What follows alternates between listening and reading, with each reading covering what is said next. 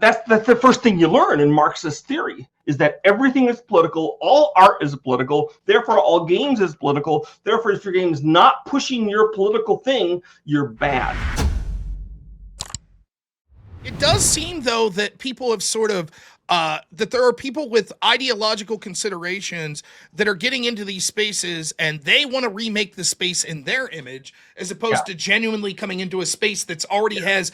I mean, you're talking Call of Cthulhu, you're making in like the mid 80s, and people are coming into it now and demanding changes and stuff. Not specifically that game, but the role-playing genre. And I think it's for the worse. I think that you see a lot of these changes that are bad. My granddaughters who were in their teens asked me to run a Call of Cthulhu game for them and their friends. So I printed out some modern Call of Cthulhu character sheets, the most recent ones, and there was a section for pronouns. So that I was like, okay, whatever. It's surreal. I mean, it really is. I don't know. To me, it feels like this movement where there are all these places. The left will never give up. Like they're very good. You can tip their cap to this, that they look at and will look at somewhere. Like I look at like a Lifetime original movie. I have no interest in it, right? I don't want to be part of it. Like if the left will look at that and say, we're not there. Why? We need to infiltrate. Right. And so I think that they looked at a lot of these things, both video games and pen and paper games, and were like, what is it about these communities that are male dominated or that are dominated by people that are either apolitical or they aren't putting their politics in it? And how could we make this sort of a vehicle to drive our political and cultural agenda? I think what has generally been happening is that game developers who were more or less leaning right, like me, we long ago learned how to shut up in our team meetings, right? That's how it is. Like leftists often have no idea that there's right wingers around them. You know, it's like if you know that friend of yours that never says anything political, he's right wing. Yep. Right. Okay. So we shut up. Okay. The apolitical guys don't care. And then the leftist guys come in and they care passionately and they start taking over the space. And the apolitical guys, yeah, sure, whatever. And the right wing guys either get driven out or just shut up even more. And so the left kind of takes over. Plus, you got to remember the movers and the guys who are dominating the culture in a game company are not the actual devs. It's like the suits at the top. It's like marketers and stuff, which is places that crazy leftists can go because you don't need talent to be that job. Yeah. And then they can suppress all the devs. What game do you think that you made has the most impact? Wow. That's tough. Okay, I guess the game that made the most impact is Doom. And here's why. Because before Doom, nobody played games head-to-head. You might play side-to-side in your living room, Mario Kart or something, but you didn't play over your modem, over the internet head-to-head. And in fact, I worked on a game,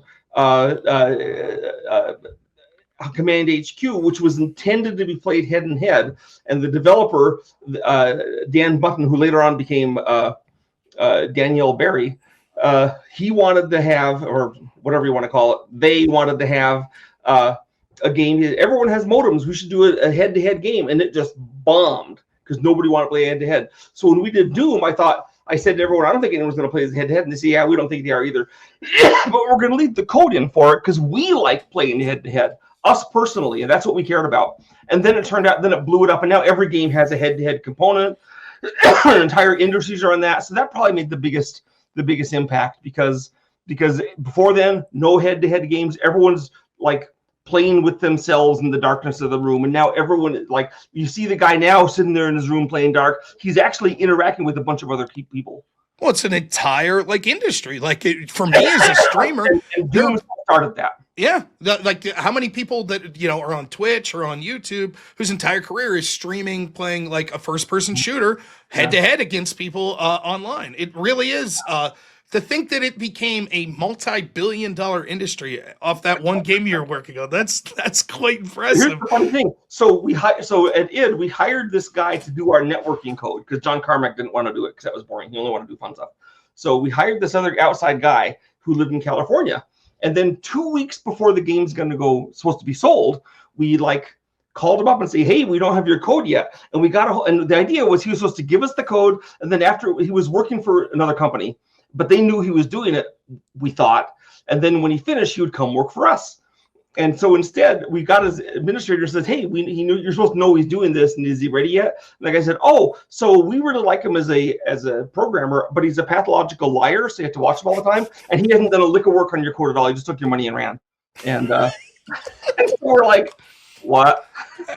And so Rod Carmack had to throw together networking code in 2 weeks, which was so terrible that it crashed almost every college's internal network as soon as it came out, and it got banned all over the place. And then we got another guy to come and do real networking code, and it was working. But it was like, one of the things that actually I think is interesting is like mobile gaming, like you see in your phones. You see all these, like, I guess they call them, like, laughed that to scorn, and now I play games on that thing all the time. Yeah, and like, so for me, like, there's all these games that, like, it's weird. Like, I'd be interested to know, like, what you think about, like, the psychology of gaming. I'll find myself playing these stupid, like, idle games where you just go on, like, once a day and you click a couple things and then it does stuff when you're offline. And it almost feels more like work. I don't know what brings me back to it. Because, like, if I sit back afterwards, I'm like, did I actually have fun doing that? It's like, oh, it's 7 p.m. That's when the game resets. Yeah, fun. They're trying to hook you into going there and clicking, and occasionally, right? And a lot of those games, they feed off the whales. You know about that, right? Yes. Yeah, they have 1,000 guys that don't put a penny in. There's one guy that puts $50,000 a year. That's the guy they're trying to hook. They're trying to turn you into that guy. Well, it's weird because I think that, but it's not being designed by the fun guys. I mean, some fun guys might have been in it early, but it's designed by these soulless, heartless villains. You know, money. Like, how can we maximize the profit coming in? That's it. Yeah. And it's like, they really do have it down to a science. You're right with this whale thing. Like, they know that, like, there are people sitting in boardrooms that could care less about, like, the funness of the game. They have it down to, like, a mathematical formula, how to maximize. Like, even the thing, like, I've seen them do, like, let's say, if you ever played one of these phone games where it starts out, it's like, you could do a bunch of cool stuff. And then all of a sudden you hit a wall. And it's like, well, if you pay $100 for these diamonds, then you can keep doing the cool stuff. Yeah, like we all do that. Candy Crush, all the rest of them. So I remember, I back in 1997, I was interviewing with a company that recently been bought by. Can't remember the name. It's the guys that did the farming sim on Facebook back in the the 90s. I can't remember the name of it. It was this huge thing then, right? Zynga or something? Is that Zynga, yeah, or Zynga. So those guys were doing all this stuff. And then I was interviewing, and they said, "Well, you got to make sure the guys at Zynga will want you to do this. They want you to do this. And they want you to do this." And I'm like, "What are they doing?" Well, they're trying to maximize the number of times that you will click in the system and spend time there a day. So they add extra boxes to click on. And I said, because that increases the numbers. And I said, "And are you okay with that?" And they said, "Well, we think it's kind of like the old example of the scientist that cuts off a frog's leg and it still jumps nearly as far, cuts off another leg and it still jumps nearly as far. So it cuts off a third leg, it jumps 3/4 as far. So he's, I guess if I cut out the fourth leg, it'll still jump 60%, but eventually you kill that franchise, which is what happened with Zynga, of course.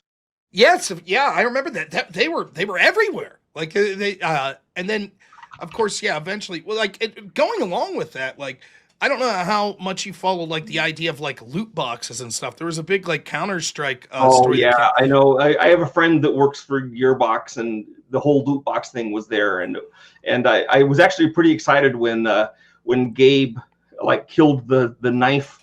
Yeah, it's a big thing in a big story. If people haven't been following, like awesome. Millions of dollars, like, lost because they're like, you know what, we're gonna, like, end this sort of, like, insanity with these knife skins and whatever in a game like Counter-Strike. But does it surprise you how effective that is in getting people to sort of keep throwing their money? Because at the end of the day, like, I can't imagine when you're working on a game like Doom or Quake or Age of Empires that you're like, hey, people might throw, like, an extra $20 at this game after they buy it for a new skin, a new color on this horse. You're only trying to make the game as fun as possible. It's someone from above that comes in and says you have to do this. And I'll tell you, even back in the 90s, there was the guys that came in that I guess they weren't woke by the modern levels, but they still, like, here's an example. So in Age of Empires 3 is about colonizing the New World. So right there's an issue because the Native Americans, right? So the way we portrayed them was we had trading posts that you couldn't destroy, but whoever built a trading post, Indian villages, right, they could then recruit those Indian warriors. So we'd see lots of Indians in the game, and it was cool, and everyone loved the Indians, right? So Age 3, so the War Chiefs expansion, I added the Indians as a playable civilization.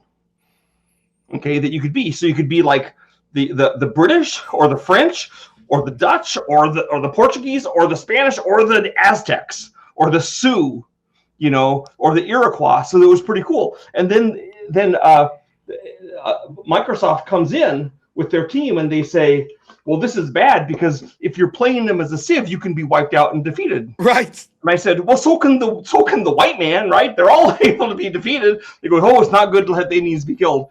And all these guys are white as the driven snow, right? That are saying this. And so here's how I got to have my way. We got this paper that they had done a study of the Indians, which they presented to whatever native tribe lives in Redmond, Washington, and gotten with their feed on it. And what the Indians said was, we think Indians should be a playable Civ, and we can stand, live, or die on our own merits instead of just being these little subject states. And we said, this is what the Indians said. What did you say again? And they're like they didn't like that the Indians didn't back them up. It's interesting. Even like professional sports, like the Redskins, the Indians, the Cleveland Indians, you know, like when they would interview like a lot of people that were Indian. Gonzalez. Right. Mexicans love this guy. It's always so Slowpoke. What's his last name? Gomez. You know what I'm talking about? Yes. Yeah. They love them both. And it's like it's all white guys that are offended on their behalf, right? It's not it's some ad guy with a PhD that's like white, like you said, white as the driven snow. Like the Mexicans don't care. They're like, it's funny that we can't eat rice because it's from Asia. You know. Yeah. Cultural appropriation. Bruce wants to know: have you ever personally played in a Quake tournament? That is a lose-lose for me, because if I win, then everyone says, well, you're a developer, so I don't get to credit. And if I lose, they go, I beat the developer. So I just try to stay away from that kind of thing. That's funny. Quake was very interesting. I remember when it came out. I played Doom, but Quake tournaments and the Quake clans blew us away. We were so impressed. It did. And it really was a moment, because I was born in '84, so I was right in like that time when Quake, and that was the first game that I remember. Like I didn't even have a computer really that I used to play game, and I remember my friends. 94, so you were like 3 years old during Quake. Quake, which one would, like the Quake that came out when I would have been like 11, 12. So this would have been that was Quake 3, Quake 2 or 3, I think. Yeah, and it was that all online. Yeah, that was a big deal. And it was like that was the first game that I remember like. My friends had computers that were playing, and it was because to me, video gaming up to that point was Nintendo, right? Mm-hmm. Duck Hunt, Mario. The idea of playing that with someone online was like, what are you talking about? That was nuts. You play with the guy that's sitting right next to you. So, very interesting. You know, I think you're absolutely right about like the effect Doom had. Here's another example of corporate brilliance. So I'm working on Age of Empire, expansion for Age of Empires, the Conquerors. And I had Huns, and I had Aztecs, and I had Mayans, and I had Spanish for my Conquerors. And we're almost done, and Microsoft comes in, some suit, and says, you need to add Koreans to it. And I was like, hey, you know, Koreans are awesome, but they weren't conquerors, to their credit, right? They stayed in their lane. And they said, but StarCraft sold 3 million copies in Korea. Their argument. So my counter argument was, there's no Koreans in StarCraft. That's not why. Right. But then they just looked at me blankly and said, but StarCraft sold 3 million copies. And when you repeat the same argument, it means you're not subject to new information. That's right. So I just had to buckle down and add Koreans. But the Koreans were cool and all, but I just didn't think they fit the theme of Conquerors.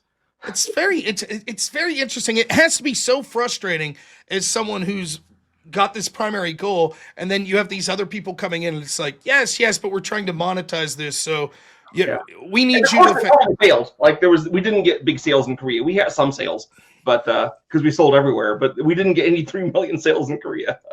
Legion of Myth wants to know, thank you so much for the $20. Says, Sandy, what are your thoughts on people who hate Lovecraft and create full-page disclaimers about how horrible he is, writing games and supplements from his work? they are absolute parasites on him. They are using his talent and skill to boost themselves. Look, I don't agree with Lovecraft's political and religious theories, but I don't write full-page things like debunking him.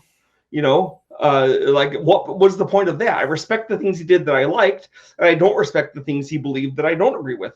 But spending time like virtue signaling by like Lovecraft was a terrible person because he hated Jews even though he married one, and he hated other races even though he had them be heroes in his games, in his books rather, and he was bad, and he was racist, But here's the thing: racism is a terrible thing, but it's not a flaw of being sinful. It's a flaw of education, right?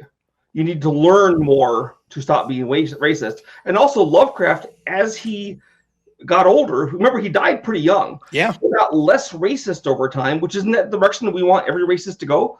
So it's all virtue signaling garbage. By the way, the same people garbage, and I think they are literally parasites. If you really hate Lovecraft, then you probably shouldn't be doing stuff based on his work. Yes, totally agree. The idea is, by the way, they'll be overtly racist in the most disgusting ways possible, and then they want to go back and criticize. People, right? I mean, yes, or something. Yeah. Like, why don't you say orcs are black people? They don't right. Like yes, that's a great point, right? Like it's like when I'm playing D&D or I'm watching like Lord of the Rings, I'm not like, oh, here come the blacks, like Sauron's commanding the blacks here. You're just like, oh, those are orcs. And then these people will be like, oh, because they're supposed to be black people. It's like, huh? Who thought that? No one accusing thought me that. of being racist. You're the one who thought that, It is surreal. One thing Lovecraft's famous for is that in one of the stories, Rats in the Walls, the guy's pet cat has like, I'm not going to say the word because someone will do just that clip from the show and get an example, but it's the bad N-word man, okay? But here's the thing. That was the name of Lovecraft's cat when he was a kid. He was 9 years old when he owned that cat, okay? I don't think he even named it. So blaming him for the name of his cat is like really stupid.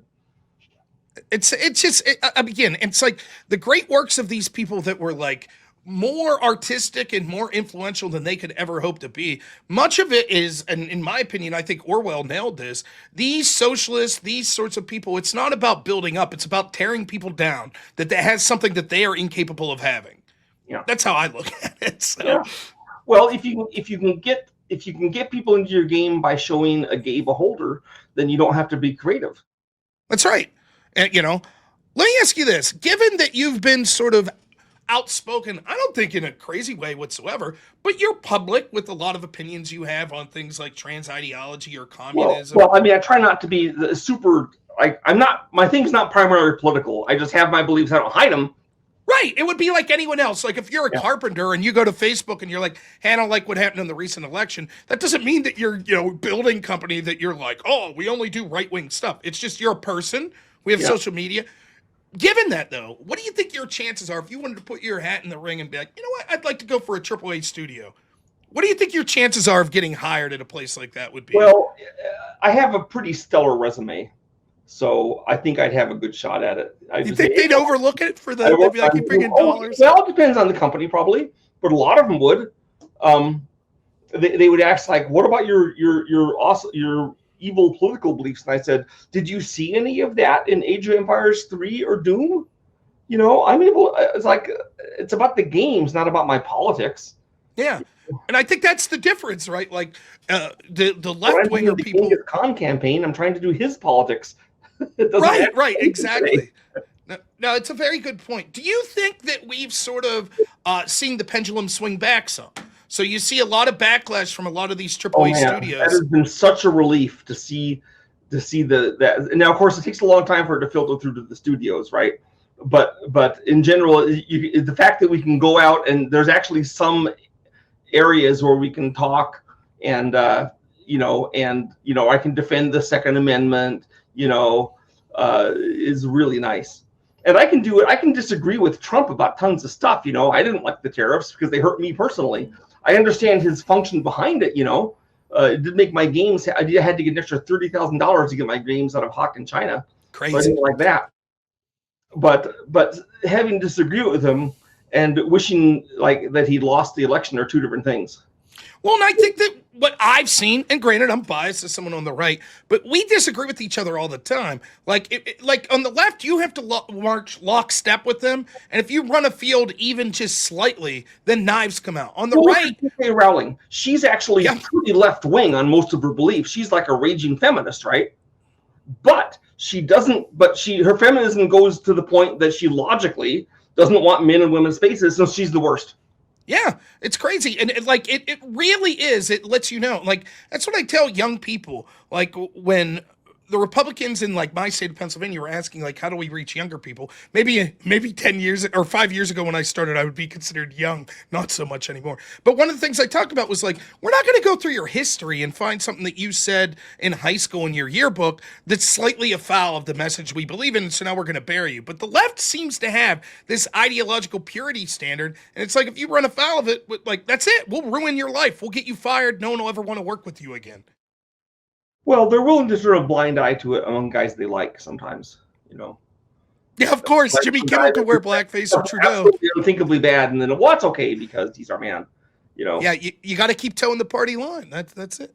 Another video game question I have for you. What do you think of the idea that so much content now isn't completed when you buy the thing? So there'll be some sort of add-on that you could buy. I think downloadable content comes straight from the bowels of Satan. It's terrible, right? It's terrible. When we did expansions for the game, so I guess you could claim that if you bought the Conqueror's expansion to Age of Empires 3, that was a form of downloadable content, but it was a big package with a lot of stuff, and I think, and you could buy it in a team thing. So I don't think it's the same thing exactly. Yeah, and I think that like particularly, also, I hate being forced to be online the whole time you play a game. Totally get it. That's satanic.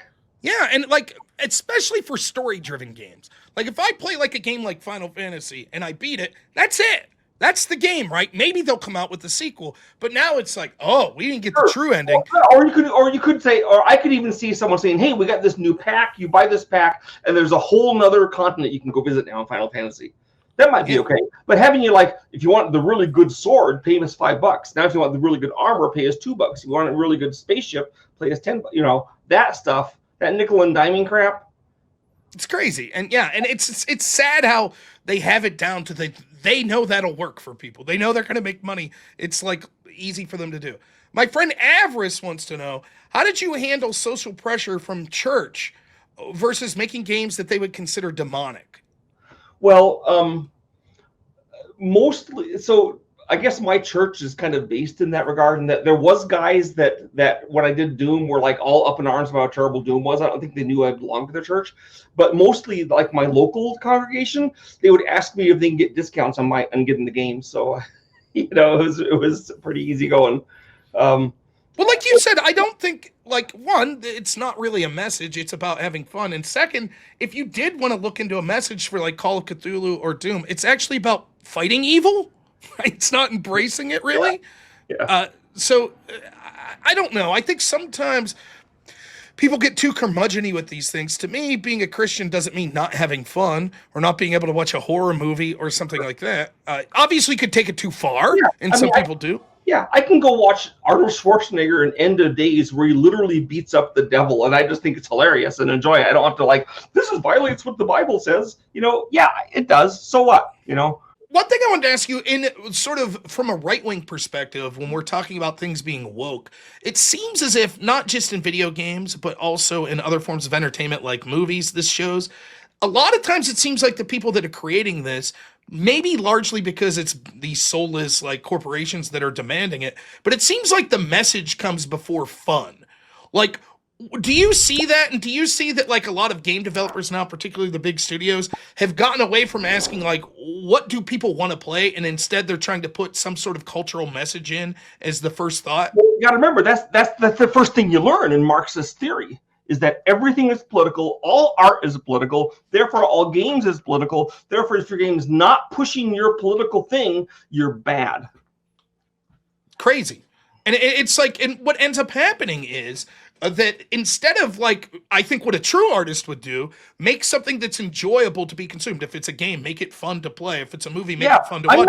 I'm not here to give you my political theories. I imagine most people who play Doom or Age of Empires have no idea what my politics are, right? And they should. Why should they? It's not like my politics have anything to do with the Aztec conquest, right? You know, right? But I'm there to. My job is to make things that are fun for other people to play.